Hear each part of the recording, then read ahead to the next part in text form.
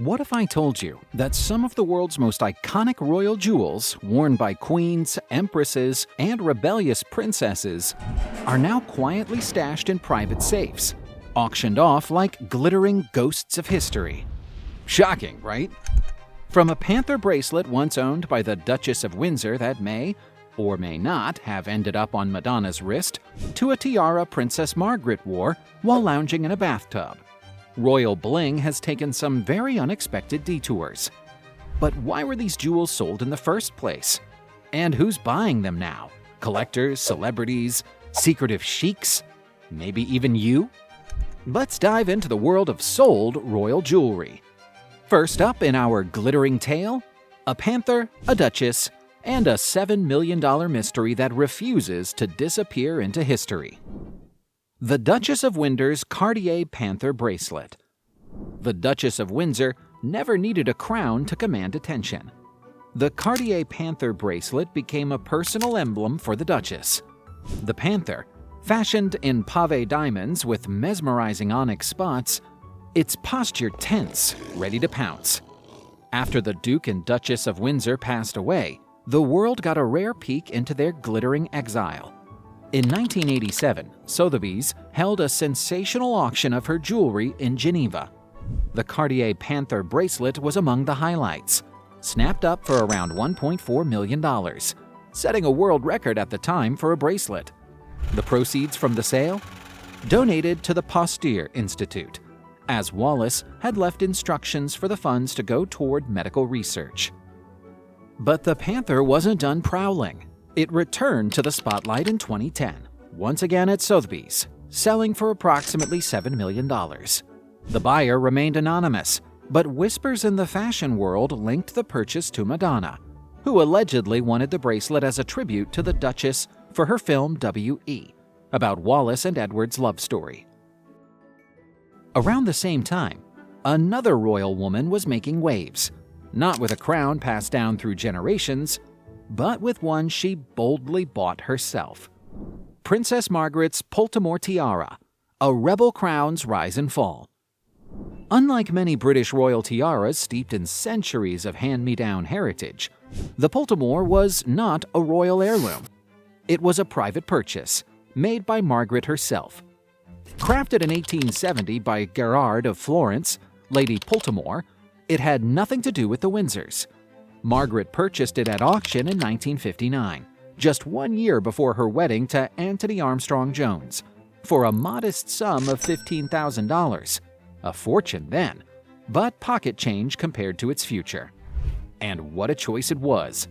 The tiara is architecturally designed with scroll motifs and large cushion-shaped diamonds in silver and gold. Margaret wore the Poltimore tiara for her wedding ceremony at Westminster Abbey in 1960. In 1962, Anthony Armstrong Jones, later Lord Snowdon, photographed his wife in a now iconic risque portrait. Margaret reclining in a bathtub, wrapped in steam and diamonds. Her hair swept up and the Poltimore perched atop her head like a crown of frost. And then, as quietly as it had arrived, the tiara disappeared. Following Princess Margaret's death in 2002, her children, David Viscount Linley and Lady Sarah Chatto, opted to auction off many of her personal belongings. The Poltimore tiara, the star lot, fetched an astounding $1.7 million. Its buyer? Unknown. And while the Poltimore tiara faded into mystery after the auction block, another imperial masterpiece would soon take the stage, one with roots in the grandeur of Napoleon's court. The tiaras of Empress Josephine. In December 2021, Sotheby's London unveiled a treasure hidden from the public eye for over a century. 2 early 19th century tiaras, believed by tradition to have belonged to Empress Josephine, the first wife of Napoleon Bonaparte. Crafted in Paris around 1808, during the height of Napoleon's imperial reign, the tiaras are masterclasses in neoclassical design. The set includes a diadem set with 25 carnelian intaglios, as well as a pair of pendant earrings, a hair comb, and a belt ornament.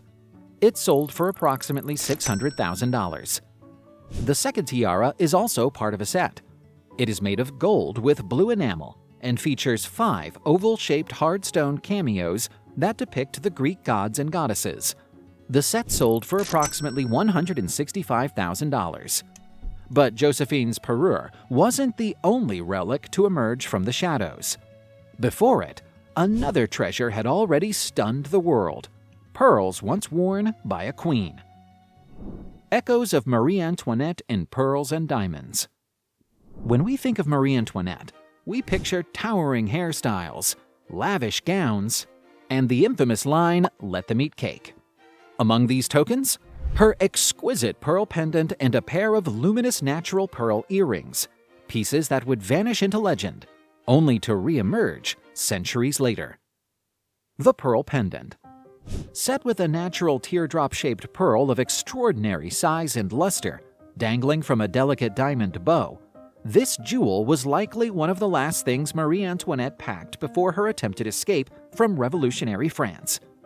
In 1791, she entrusted her most cherished jewelry to a trusted confidant, Count Mercy Argenteau, who spirited it to Vienna for safekeeping. The pendant disappeared from public view, resting silently in the vaults of the Bourbon-Parma family for over 200 years. In 2018, when Sotheby's offered it for sale in Geneva, the auction house described it as one of the most important royal jewels ever to come to auction. The estimate? A modest $1 to $2 million. The final hammer price? A jaw-dropping $36 million. 32 million francs on my right with Andres, world record for a pearl. 32 million francs, selling it. So, making it the most expensive pearl ever sold at auction at the time. The buyer's identity remains undisclosed. Marie Antoinette's natural pearl earrings are quieter in appearance, but equally potent in symbolism. Pear-shaped and simply set, they reflect the fashion of the late 18th century. Elegant, but not ostentatious. These earrings are believed to have adorned the queen during her final years at court, perhaps even during her imprisonment in the Tuileries or the Temple. In the same Sotheby's auction, they sold for a high six-figure sum. The jewel's survival is thanks to the Bourbon-Parma dynasty, descendants of Marie Antoinette's daughter, Marie Theresa. If Marie Antoinette's pearls whispered of exile and escape, Princess Diana's necklace screamed of glamour and heartbreak. Princess Diana's Swan Lake Necklace. In June 1997, Diana attended a performance of Swan Lake at the Royal Albert Hall, her last official public engagement before her untimely death just 2 months later. For the occasion, she wore the newly commissioned necklace, crafted with 178 brilliant cut diamonds, totaling over 50 carats and 5 luminescent South Sea pearls. What many don't know is that the necklace was just one half of a set. A matching pair of earrings was still being designed when Diana died in Paris. She had approved the design and was expected to wear the full suit upon completion. But fate intervened. After Diana's death, Gerard, who had retained ownership of the necklace, consulted with her estate. With permission, the full set, including the posthumously completed earrings to match the necklace, was sold privately to a British collector. It was reportedly purchased for over $12 million, though exact figures remain disputed. In 2017 and again in 2023, the necklace resurfaced in the public eye when it was offered for auction by Guernsey's in New York. Interestingly, some jewelry historians speculate that Diana might have intended the set to become a future heirloom, perhaps for William's future bride. But history had other plans. Let's travel back to 19th century France, where pearls once whispered secrets of power, loss, and resilience into the ears of an empress. Empress Eugenie's pearl earrings, gems of empire and exile. These earrings, 2 perfect orbs of natural pearl, as round as moonlit teardrops, once danced at the ears of the last empress of France. Eugenie was often depicted wearing these earrings, especially during state events at the Tuileries Palace, where they became an integral part of her regal silhouette. After the collapse of the Second Empire in 1870, Eugenie fled to England following the disastrous Franco-Prussian War. Her jewelry, including these earrings, was either smuggled out, stored in bank vaults, or sold to fund her new life in exile. Some items were hidden by loyal courtiers. For years, the pearls disappeared into private collections, their identity rumored but unverified, until they resurfaced in 2018. They were estimated at around $80,000 to $120,000. But when the bidding began, the room buzzed with excitement. The earrings eventually sold for $436,000, more than quadrupling the estimate. After Eugenie's pearls resurfaced, so too did another jewel with a story to tell, one that belonged to a very different kind of royal rebel.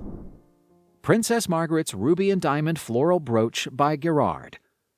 Princess Margaret, the Queen's younger sister, was never one to follow the rules blindly, and her jewelry choices echoed that defiant elegance. Among the many exquisite pieces in her collection is the ruby and diamond floral brooch by Gerard. Designed as a stylized flower in full bloom, its petals were paved with brilliant cut diamonds, surrounding a heart of fiery rubies. Margaret often wore this brooch in key public appearances, notably in the glamorous 1950s and 1960s, a time when her star power rivaled that of Hollywood royalty. Following Princess Margaret's death in 2002, her children decided to auction off many of her personal possessions. In 2006, among the tiaras and evening gowns, the ruby and diamond brooch stood out, not because it was the most expensive, but because it had soul. Estimated at $12,000 to $17,000, it stunned everyone by fetching $82,000, nearly 5 times its estimated value. Some believe this brooch may have been a gift from her father, King George VI, or perhaps even a romantic token from a lover, though this remains unverified. Today, its whereabouts are unknown, whether it lies in a private collector's vault or sits quietly in someone's jewelry box. So, what do these soul jewels really tell us? That even royalty has to let go sometimes, whether to fund a new life, preserve a legacy, or simply make room in the vault. But this is just the beginning. Our channel is filled with more glittering stories, missing tiaras, cursed diamonds, royal secrets, and jewelry that changed hands and history. So don't stop here. Click on the next video and let's keep unearthing the crown jewels, one sparkling tale at a time.